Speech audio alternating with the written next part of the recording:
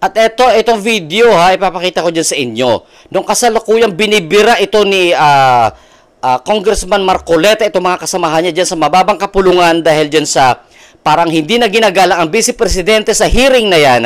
May sinasabi ang Bratinela, itong si Franz Castro na ito. Ito, pakinggan natin itong itong mga sinabi ni Marcoleta dyan sa hearing ng Quadcom kay Vice President Sara Duterte. At tingnan ninyo kung sino ito mga nagbida-bida noon na ngayon nalaglag na sa pwesto. Bakit natin ginawa yun earlier? Are we not already respecting a tradition well kept by the House? Hindi nga, pinagtatanong niyo siya. Meron pang disrespect to the office of the President, Vice President. So, pinagtatanong niyo sa kanya. This question never happened before. That is the one I'm explaining to you. It did not happen before. Now, ang tanong ko po, bakit nangyari po nung nakaraan, nangyayari na naman ngayon?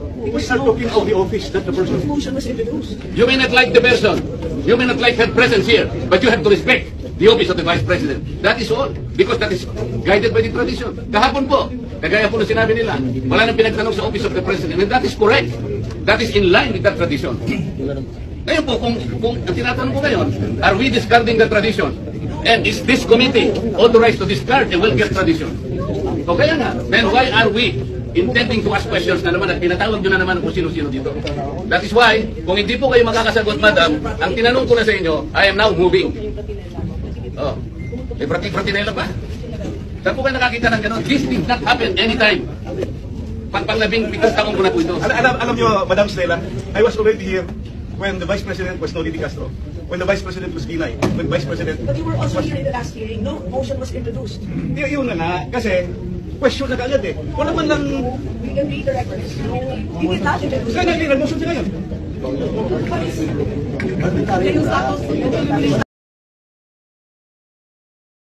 Ganyan sila ka-eager noon nung hearing dyan sa mababang kapulungan.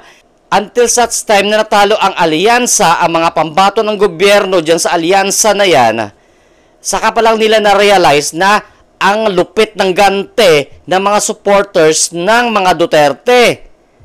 Kaya ganyan sila ka-eager before na kung akala mo kung magsalita sila dyan na will contemptio. Ganon. We will set you in contempt. Bratinela ka. Ano pang bida-bida nila dyan? Lahat yun Lahat yun ng mga nagbida-bida dyan, nalaglag nung election, midterm election 2025. Tapos ngayon, nag-uugong-ugong pa dyan sa mababang kapulungan ang pagpapalit ng liderato. Ayan. Sino ngayon? Hindi ito hearsay, hindi ito kwento-kwento sa kanto. Galing mismo ito sa grupo ng administrasyon, si Toby Chanco, na nilalaglag kayo dyan, na binubuking kayo kung bakit ninyo pinursige at pinush yung impeachment ni VP Sara dahil sa 150 million di umano na pangako na pera kada pirma. Parinig ko ulit yung video ni Chanco. Ano po yung assessment nyo? What happened? What went wrong there? And what you think you could have done differently? Okay, number one, syempre, this is the reason why I've been avoiding interviews during the campaign. Now, if you notice, I never granted interviews during the campaign because there are questions that I wouldn't have been able to answer. May mga tanong na talagang hindi ko kayang sagutin noong kampanya dahil makakasama doon sa aming kampanya.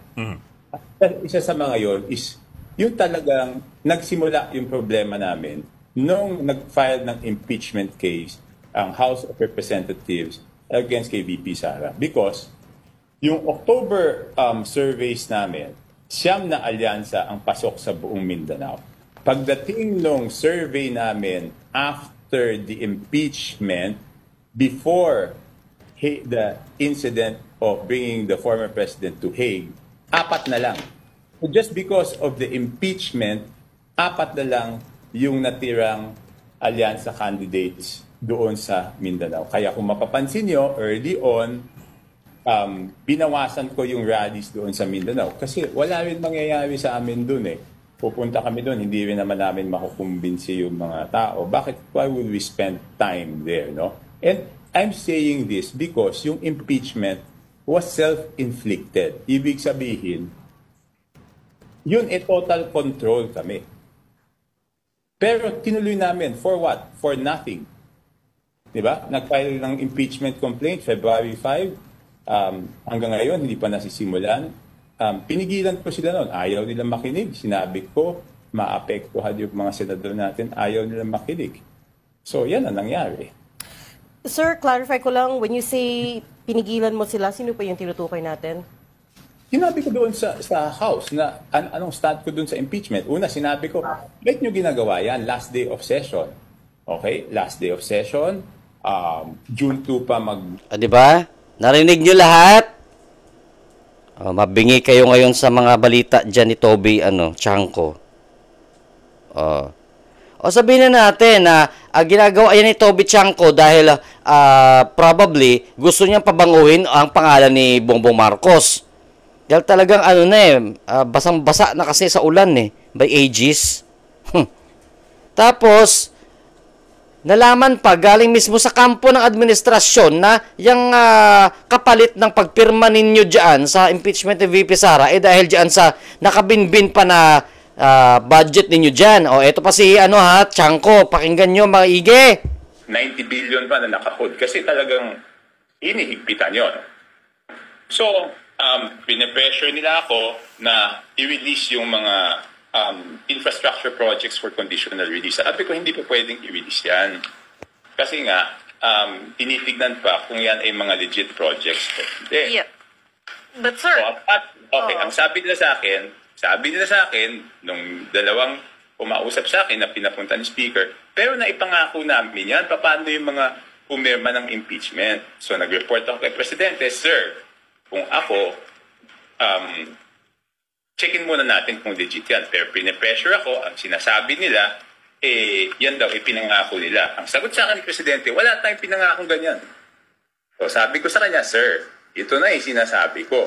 Ginawa na impeachment so that they can pressure the executive na pinapirma namin tong mga to para ma-release yung mga conditional release. So ibig sabihin, binenta nila yung political capital ng Pangulo.